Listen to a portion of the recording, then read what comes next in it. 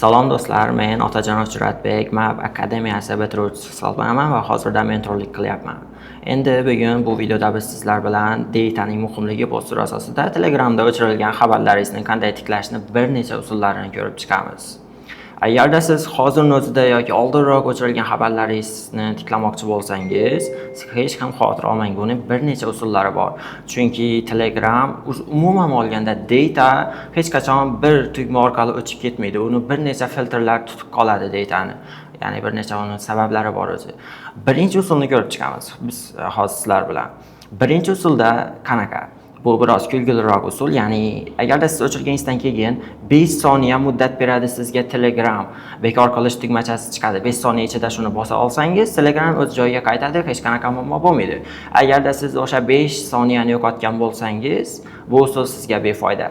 Endi keyingi usul, ya'ni ikkinchi usul. Ikkinchi usulda nimani ko'ramiz? Ikkinchi usul, agarda siz Android telefonidan foydalanayotgan bo'lsangiz, o'zi telefon tepasini tushirganingizda bildirishnomalar bo'limi bo'ladi, inglizchasiga notification.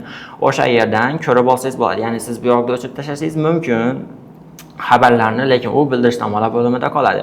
Agarda tepani tushirganingizda chiqmasa, u bemalol fayl bo'limiga o'tib turib, o'zi Android telefonlarda bor, faylga o'tib, Telegram topib, shu yerdan bildirishnomalar bo'limidan bemalol qayta tiklab olsangiz bo'ladi o'chirilgan xabarni. Bu ikkinchi usul edi. Endi hozir uchinchi usulni ko'rib o'tamiz. Uchinchi usul Telegram cache, ya'ni Telegramda o'chirilgan xabarlarni o'zi cache bo'limida saqlab qoladi.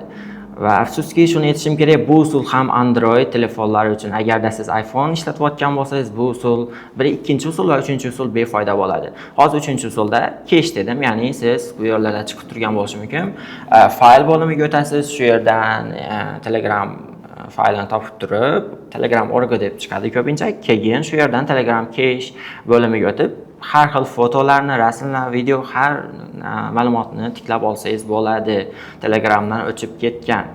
To'rtinchi usul export data bo'limi bor o'zi. Agarda siz Telegramda kompyuterdan ishlatayotgan bo'lsangiz, ya'ni Telegram desktop ishlatayotgan bo'lsangiz, bu to'rtinchi usul ishlashi uchun sizga kompyuter kerak bo'ladi.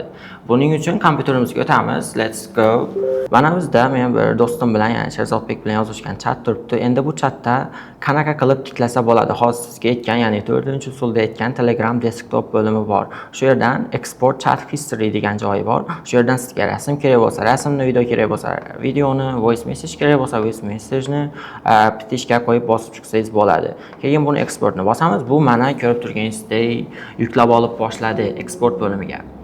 Agarda sizda bu joyi chiqmayotgan bo'lsa, ya'ni Telegram desktop emas, telefondan foydalanayotgan bo'lsangiz, bemalol mana bosib turasiz, ya'ni akkauntlar bo'limidan shu yerga kirasiz. Telefonda ham bor bu bo'lim. Men hozir kompyuterda ko'rsatyapman. My account degan joyi bor. Shu yerdan hozir ko'rib chiqamiz.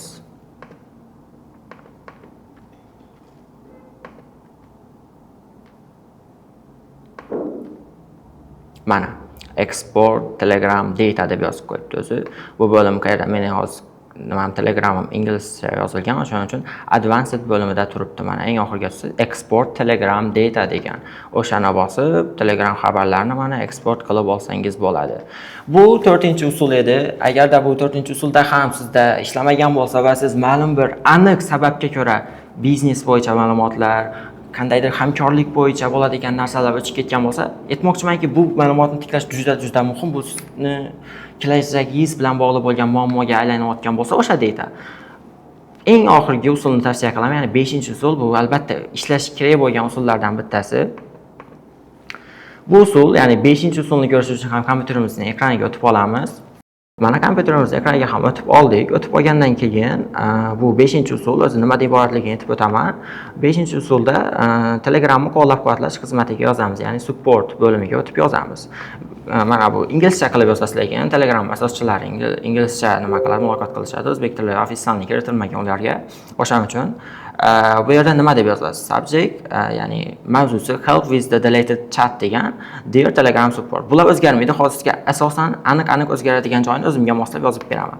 Ya'ni biz Telegramga o'tsak, uje mana ko'rsanib turibdi. Men Sherzodbek bilan yozishgan chatdan tiklashim kerak, to'g'rimi? Sizda ham bir kimnidir ismi turibdi, shu bilan yozishgan chatdan tiklamoqchisiz. Mana shu xabarni biz videoni descriptionda yozib qo'yamiz. Bemalol kirib shu xabarni yuklab olsangiz bo'ladi yoki kommentariyga plyus belgisi qoldirsangiz, shaxsan men yoki boshqa marketing xodimlari bemalol sizga bu videoda keltirib o'tirgan ma'lumotlarni tashlab bera oladi. Bu xabarni olamiz. Shu xabarni siz ham bizdan olganingizdan keyin Google ga o'tasiz. Mana Google ga o'tdingiz, to'g'rimi? O'tgandan keyin bu yerga nima deb yozasiz? Telegram support deb yozamiz. Mana Telegram support. O'zi birinchisi ofitsial veb-saytga kiramiz va Telegram supportga shu yerga tashlaymiz olgan xabarni. Mana. Tashlagandan keyin siz aynan qayerni o'zgartirib chiqishingiz kerak bo'ladi. Shuni ko'rib chiqamiz. My chat with the contact name it Ali degan, ya'ni contact name Ali deb saqlanib qilganman u odamni deyapti bu yerda. Biznikida Ali emas, Sherzod. Shuni copyright qilamizda bu yerga olib tashlaymiz. Ali emas, Sherzod deb yozamiz. Has been deleted from both sides. Ikkalamizdan ham o'chib ketdi deyapti bu. Keyin it continue. Bular bizga kerak emas. Menga qanaqa yo'li bo'lsa ham buni tiklab ber deyapti bu. Bu ham kerak emas. Best regards your name degan. Ya'ni bu yerga o'zingizni kontaktda yozgan ofitsial namingizni yozib qo'yasiz. Menga masalan Juratbek bo'lgani uchun Juratbek deb yozaman.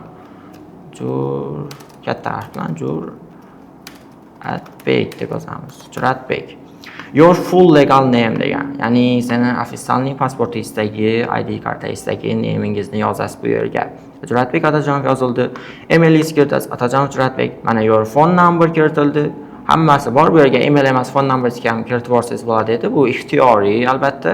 Submitni bosasiz. Mana thank you for your report. Ya'ni nimani shikoyat bildirganingiz uchun rahmat deb yozyapti bu.